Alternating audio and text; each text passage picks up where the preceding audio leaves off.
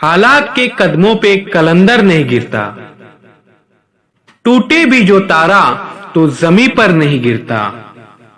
गिरते हैं समंदर में बड़े शौक से दरिया, लेकिन किसी दरिया में समंदर नहीं गिरता। समझो वहां फलदार शजर कोई नहीं है, वो सहन के जिसमें कोई पत्थर नहीं गिरता। इतना तो हुआ फायदा बारिश की कमी का, इस शहर में अब कोई फिसल कर नहीं गिरता। इनाम के लालच में लिखे मदा किसी की, इतना तो कभी कोई सुखनवर नहीं गिरता। हैरान है कई रोज से ठहरा हुआ पानी,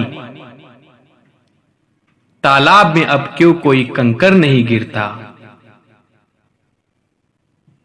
इस बंदे खुद्दार पे नबियों का है साया, जो भूख में भी लुक़्मे तर पर नहीं गिरता। करना है जो सर मौर्य के जीस तो सुन ले, बेबाजुए हैदर दरे खैबर नहीं गिरता। कायम है कतील अब मेरे सर के सुतों पर, भूचाल भी आए तो मेरा घर नहीं गिरता।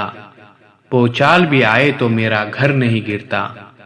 अजीज दोस्तों, ये थी गजल कतील शिफाई की।